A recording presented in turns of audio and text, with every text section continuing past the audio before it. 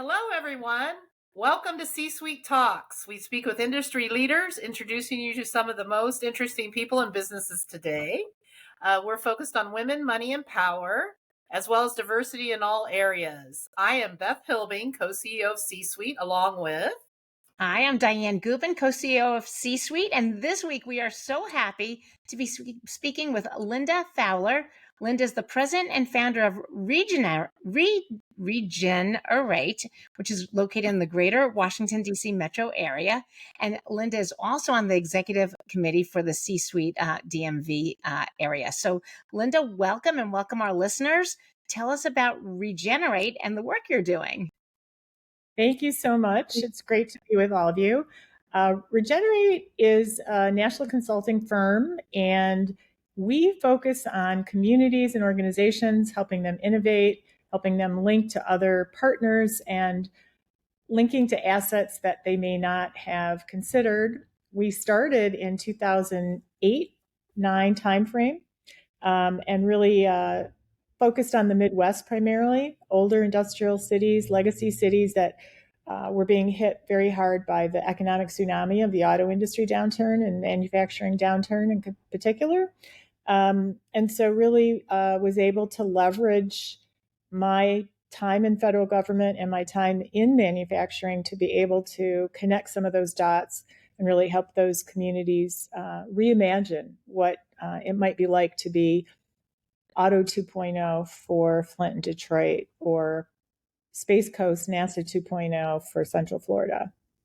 Wow. So when you say assets like that are underutilized, what does that mean in your world?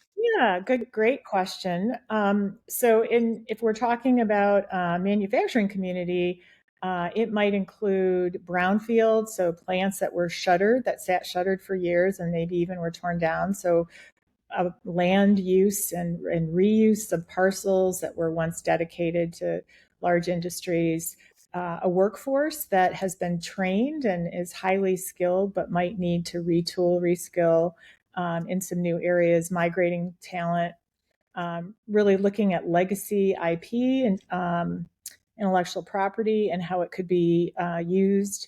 Same thing with technologies, enabling technologies from space make a lot of sense for example, clean energy and clean tech clusters. So just really thinking about how to repurpose the amazing social, intellectual, physical, financial assets that so many communities may not have really thought about how to link those to new emerging markets.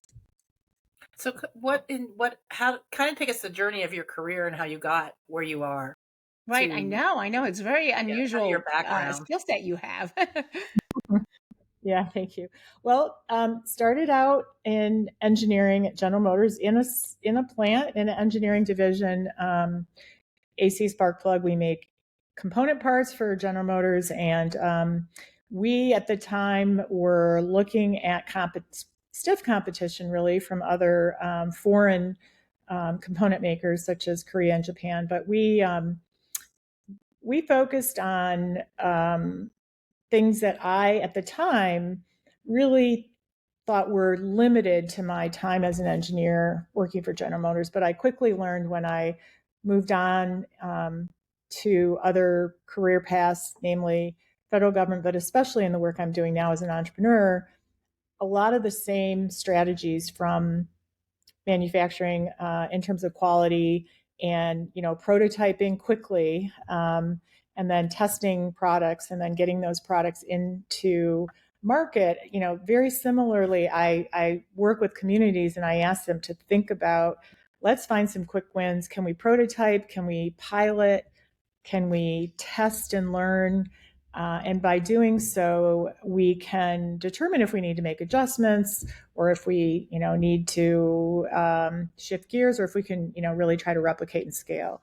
So, but after having a technical career at GM, went on to grad school, had a couple masters. One is in social work, which allowed me to really focus on groups. And so really thinking about self-directed work teams and organizational development, and also had a graduate degree in industrial labor relations, which helped me think about how best to focus on interest-based negotiation for, at the time, a lot of labor unions and management contracts were being signed. At the time, it was, a lot of shedding of auto jobs and a lot of retraining and repurposing. But, those skills really carried me through to management consulting and then eventually to federal government, working for the U.S. Department of Commerce.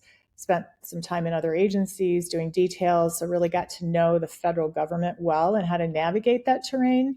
And what I think is really valuable is linking my private sector experience with my federal government experience and really trying to bring those assets and resources to communities and really helping them understand, where the money is and how to find the money and how to be competitive in terms of applying for those federal dollars to help support the community to really solve complex challenges that all communities face at different degrees, but clearly talent development and neighborhood development, economic development, those are all things that the family of federal agencies looks to support.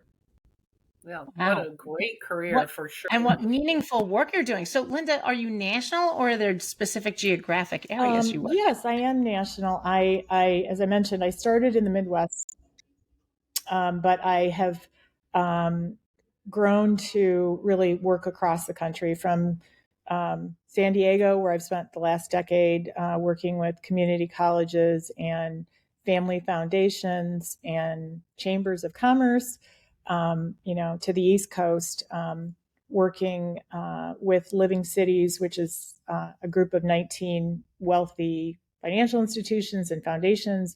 And really, their initiative called Living Cities is focused on cities across the country, working with local elected officials, mayors and their team to be able to support them in everything from first-time homeownership and entrepreneurship. And entrepreneurship was a very important alternative pathway for a lot of workers that were being let go from industries. Many of them had side hustles. They realized that they could turn those side hustles into real businesses and thriving businesses. And entrepreneurship became a pathway outside of traditional employment for a lot of people. And so I've been very focused on supporting women entrepreneurs and entrepreneurs of color over the years and helping to identify resources for those underrepresented populations. That's fabulous. So what are some of the things that you're working on today at Regenerate? Well, I'm very happy to report that one of the organizations that I'm supporting in Indianapolis, Indiana, it's a community-based organization. It's been there 125 years. They are a one-stop shop for families, and we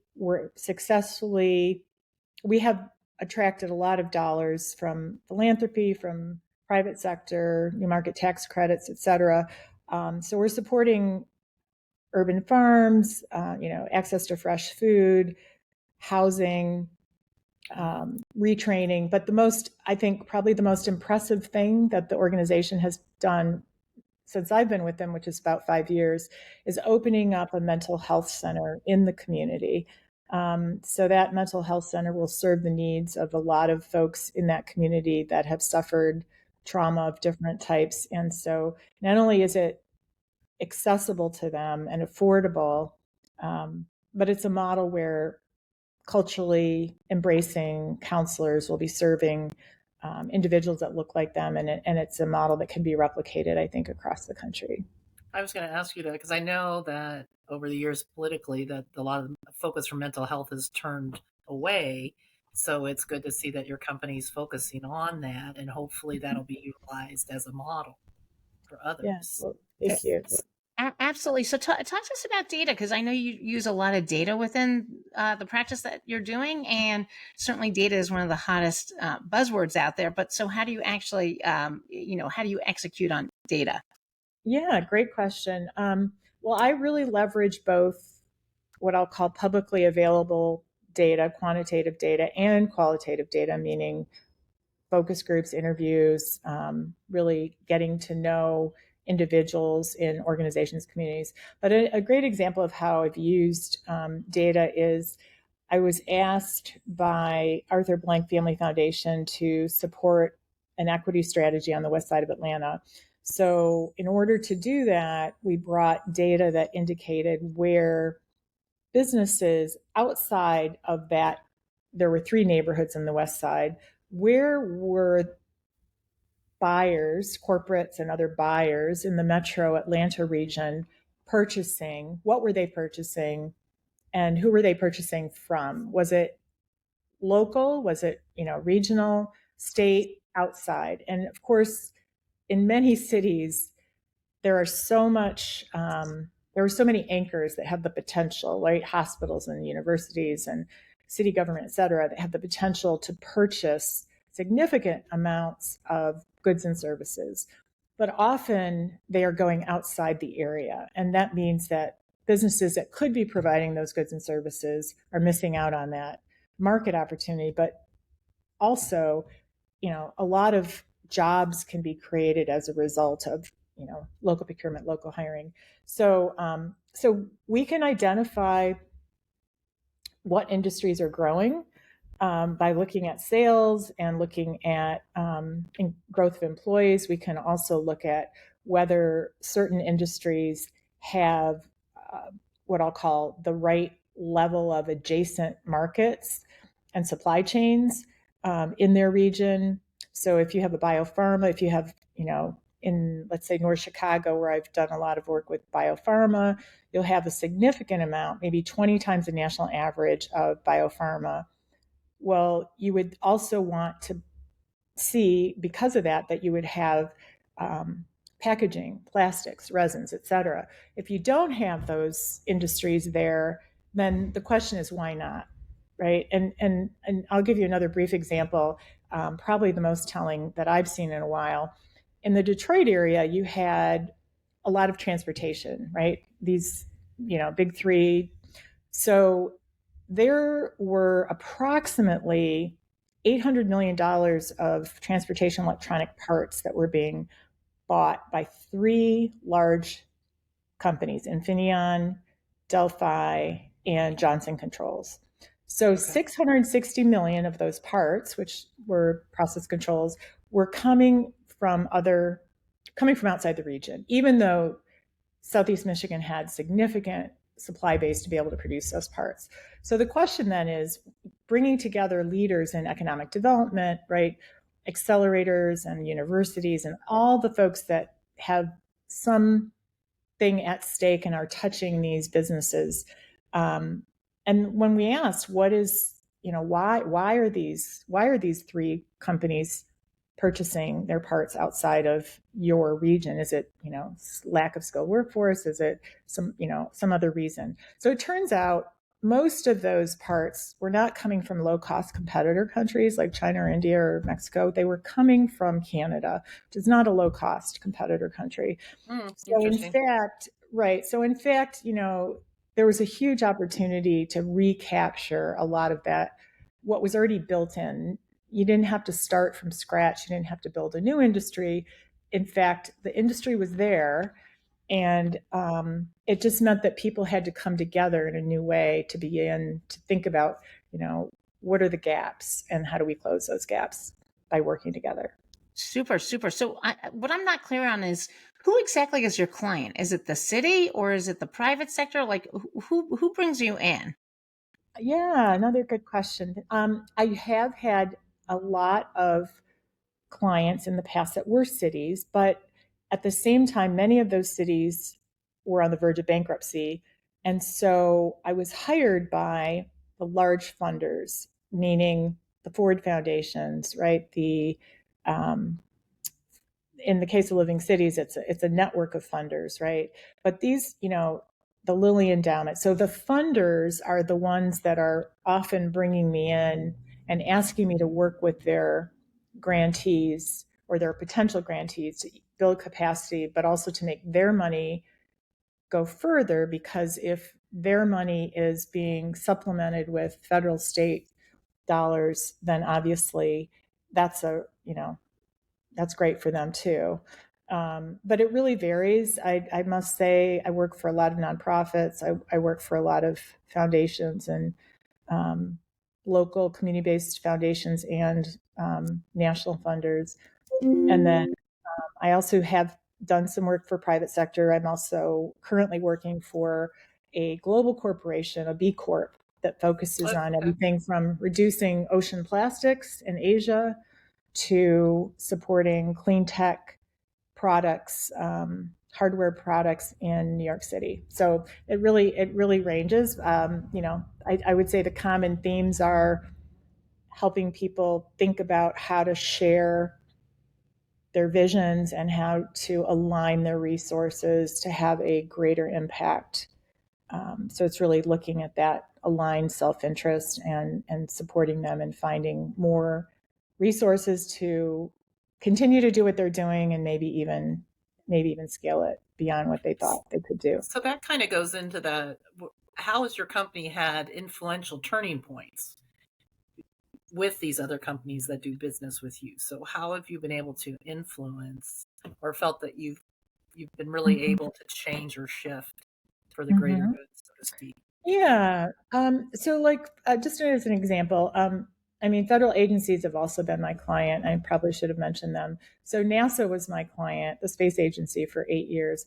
And when I was working with NASA, they have many research and space flight centers across the country. And at the time that I began working with them, they were concerned that Congress and frankly, broader communities outside their centers were not understanding the value proposition of NASA beyond just space mission. And so they asked me to work with them to really help them understand how they could take their expertise and their technologies and apply those to what they call terrestrial applications. And it turns out that they really can. People hear stories about what is it? I forgot, Tang, right? Or memory foam mattresses, or all these discoveries that came out of NASA. But in fact, NASA has so many more resources, and especially their scientists and technologists are so talented.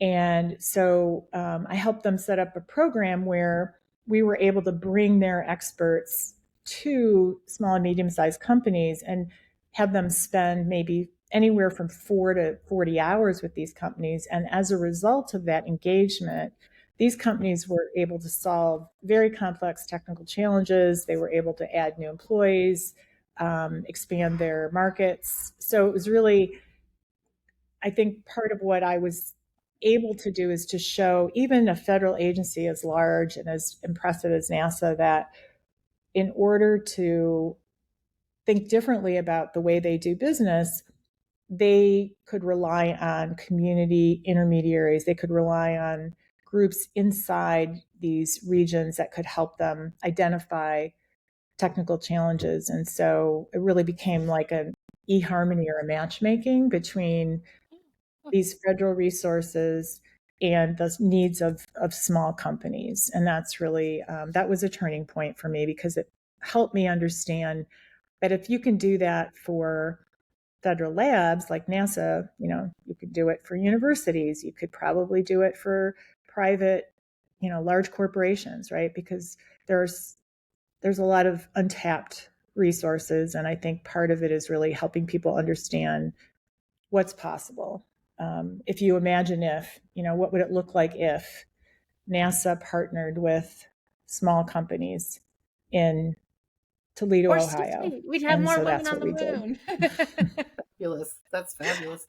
So what do you feel, for our executive women out there, are the key benefits of forging strategic partnerships? And can you share some of those examples that you facilitated for your clients and the impact they've had? Yeah, because you are definitely the queen of partnerships. Yeah. So, I always tell my clients that coalitions and partners and partnerships are much more competitive in applying for any kind of funding, right? Most funders want to see collaboration across sectors.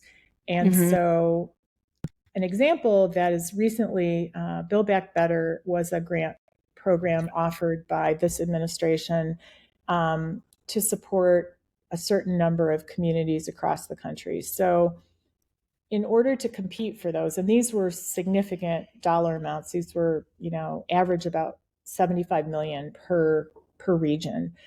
And so working for the city of Indianapolis, we were pulling together some of those partners that seemed very unlikely at the time. A large statewide healthcare system, community college, a city government, a small nonprofit, and a innovation district, which included a lot of private companies and universities that were leveraging their research facilities.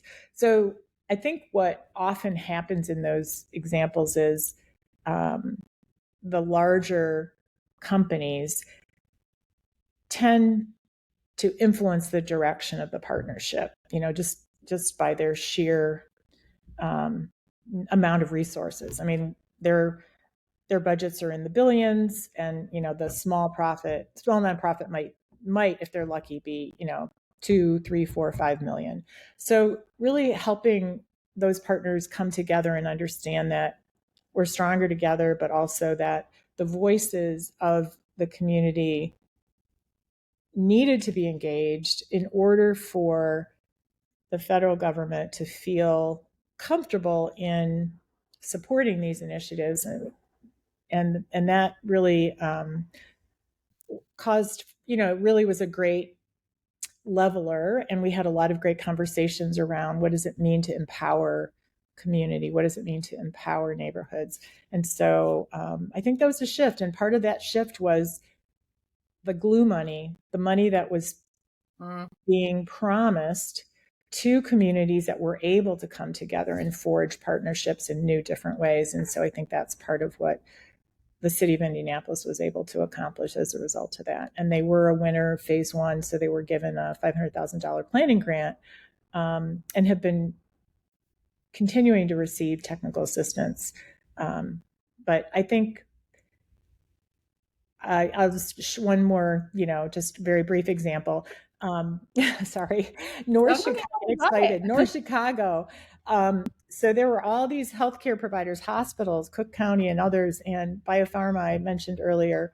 They were competing, and they, healthcare and, is not the only industry that has shortage right now of workers, but clearly at this point in time, the hospital systems were experiencing such a supply constraint. It was a very serious concern. And so as a result of the Chicago Trust convening a group and paying for me to spend 18 months with them, we were able to take a supply constraint, which covered many occupations, down to the top 3. And we had healthcare education providers working closely with pharmacies and working closely with hospitals and doctors' offices, and really deciding, okay, who can do the 1-year certificate, who can do the 2-year, how do we articulate the 2-year to the 4-year and the 4-year to the 6-year. And really, these healthcare education providers came together and understood that if they didn't work together, and they didn't work together in a way that allowed them to be agile and efficient, that the employers and frankly the public would lose. So that was really an example where fierce competitors for talent sat down at a table once a month and rolled up their sleeves and really agreed, here's how we need to do this. Here's how we need to take pharmacy techs and turn them into pharmacists and open up, backfill positions. And here's how we need to support nursing assistants moving towards nursing bachelor's level and RN level. So, well, that's fabulous. That is fabulous. So, as we wrap it up for today, you're on the executive board of C-Suite, and we truly appreciate that and all the work that you do. And so, what does that mean to you, and how do you hope to help other women with that role? Yeah, well, I love the professional networking that C-Suite has really provided, and I also think the mentoring, informal and formal. I think the programming that C-Suite offers is truly amazing, and I've recruited several of my friends who are professional women to join different chapters Thank across you. the country. As a woman who really didn't have a lot of female mentors along the way, who often found myself as the token female or in a male-dominated industry, or just, didn't have the opportunity to be with other women in a way that allowed us to talk about quality of work life and work-life balance and those things. I feel very passionate about learning from other women, but also trying to give back in terms of, if there's things that I have learned along my journey that I can pass on to younger women. I am so happy to do that. I really think that we continue to struggle with gender gaps as well, across, many dimensions. And so I think it's important to share as much as possible in terms of strategies for success, and also leveraging each other's talents and gifts and strengths. That's fabulous. Well, we want to thank you, Linda Fowler, president and founder of Regenerate LLC. Where can people find you if they want to come out and seek your company? How can they find you? Yeah, so easy to remember. Email is linda@regenerate.com. You can look at my website, which is regenerate.com, and look forward to hearing from you if you're interested in learning more about the business or C-suite. Let me know. Please feel free to contact me. Terrific. We want to thank our sponsors: Google, City National Bank, law firm Manette, Uncle Nearest, which is a female-owned spirits company, Interpublic Group, advertisement and media, and of course, Amplified Professional Services, executive search and IT consultants. So thank you for listening today. Hit the subscribe button, Apple, Spotify, or wherever you find your podcasts. And please join us for our next podcast. And you can find other information on www.csweet.org, csuite.org. And thank you for listening today. And thank you so much, Linda, for everything you do. Thank you. Thank you, Linda. Thank you, Beth.